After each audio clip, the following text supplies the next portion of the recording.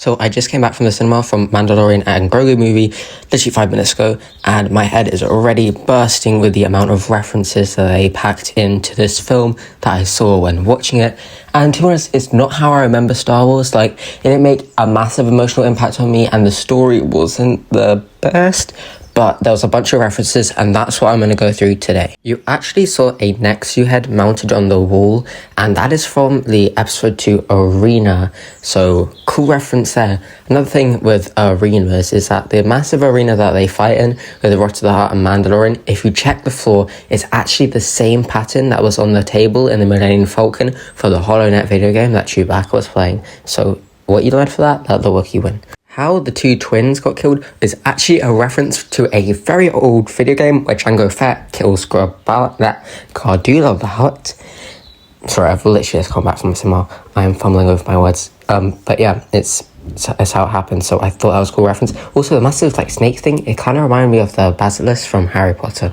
There was the whole meme, if you're up here and you know it, clap your hands, and then there's Jabba sitting there because his hands are so stubby. For some reason, Rotta has these two massive elongated hands, and actually, this is not the first time that we have seen a buff heart.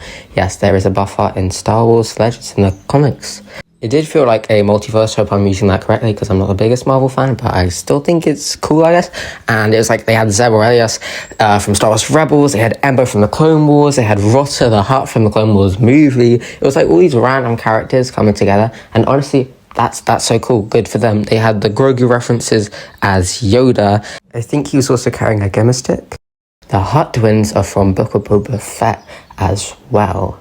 You had a Force Awakens callback, you had R2-D2, and it's a shame that he wasn't in Solo because it'd be he was in every single Star Wars movie.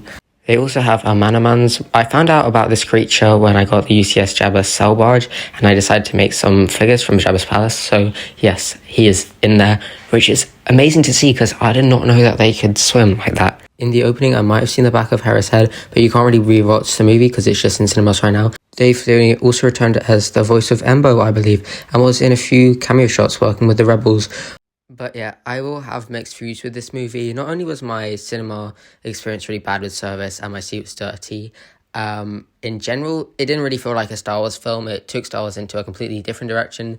There was a lot of humor, but just because the story was so bad and I didn't really feel like the traditional segments of a film was really going there, the flow wasn't that great, I'm just going to say it's a downgrade, really, from Star Wars, if I'm just going to be brutally honest. In general, on a film on its own, it was okay.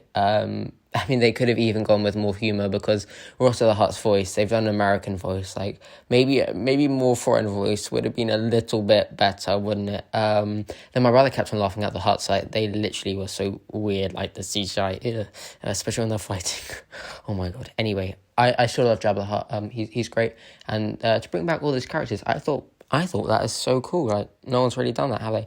Not to go off topic, but there were some plot holes, but I think it's a good movie to have in cinemas, especially since the last one was 7 years ago, not counting the re-releases of episode 3 and stuff, because you don't actually have to know anything about Star Wars, and it did really just seem like a TV series of The Mandalorian and Grogu, a 4th season almost. But yeah, let me know what you guys think. Thank you so much for watching, subscribe, and may the force be with you.